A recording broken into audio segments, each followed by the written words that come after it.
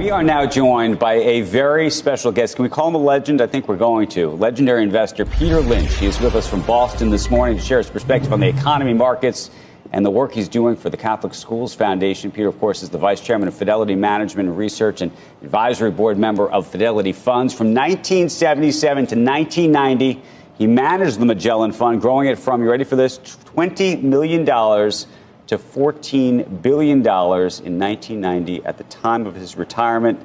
Buy what you know is what Peter taught us. And it's so nice to see you this morning, Peter. Good to be here. So let's talk about buy what you know. I'm so curious these days how you're thinking about the economy. Well, I think people, they're investing in individual stocks. It's sad they're careful when they buy a refrigerator or an airplane flight. They're careful with their money, and they'll hear about a stock on the bus, and they'll put $5,000 or $10,000 on it. They have no idea what they do. So you're really going to be careful. Look at the company, look at the balance sheet.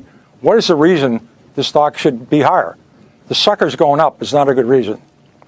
Is your sense, though, that the style of investing that you pioneered is still doable and winnable today?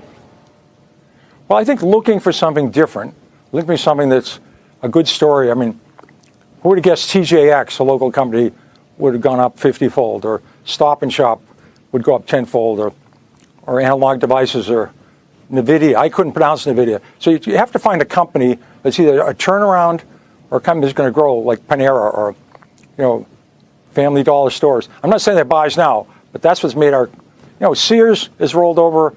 So Kmart's rolled over, IBM slowed down. But we've had new companies come along. I mean, that's the nature. You have to be looking for new companies and look at the balance sheet. If you can add 5 and 5 and get reasonably close to 10, you should be able to look at a balance sheet and say, here's 2 depressed companies. They've gone from 50 to 3. One company's got $3 million in cash and no debt. One's got $3 million in debt, no cash. Which one are you going to buy? I mean, that's not too hard to do. Peter, I watched you closely because I was in the business back then, and do you remember how many S&Ls went from mutuals to stock trade that you made just buku bucks on back then? I mean, I don't know if you missed any of those, and they were all big winners. They're all big winners. They were all big winners back then. What do you think of the financial sector right now and what happened? We saw with First Republic, and I'd just like to get your insight there since you were so good at that sector.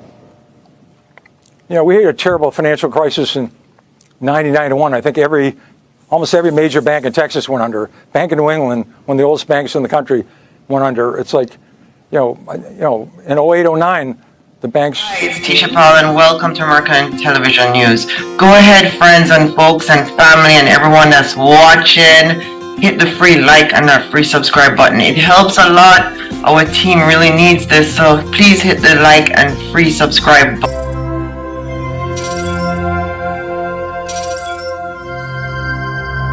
So, what's better, the stock market or real estate? At the end of the segment, we'll tell you which one is.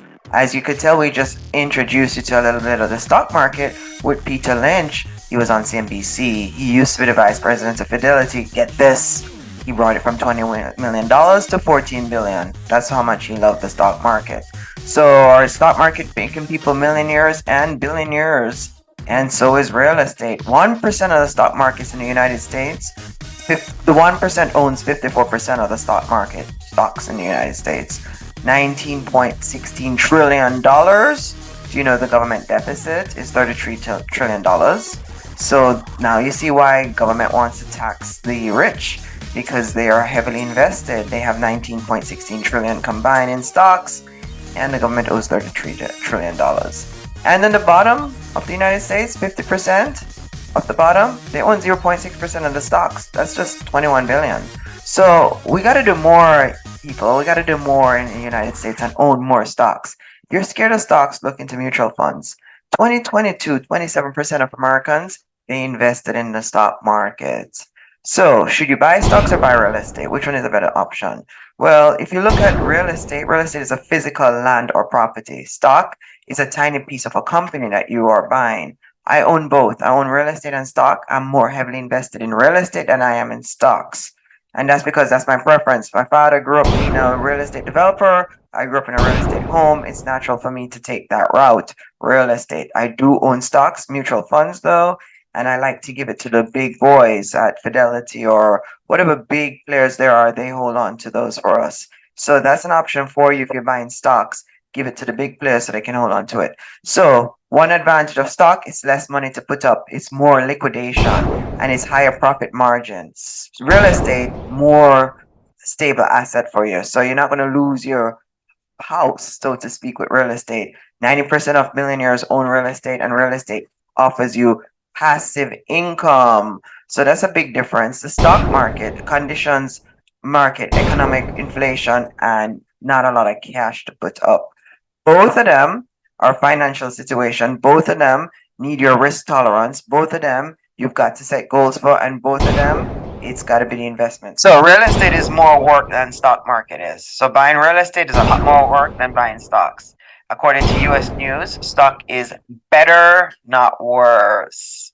So there are a lot of people who are bullish on the stock market. Personally, I own real estate and stocks, but I'm heavily invested more in real estate because real estate is a lower risk, the yield better returns, and it allows greater diversion. Because you could have location, location, location. 90% of millionaires rich owning they get rich from owning real estate. Location, location, location, and timing, timing, timing. Take this down, will you? 9% millionaires rich owning location and timing.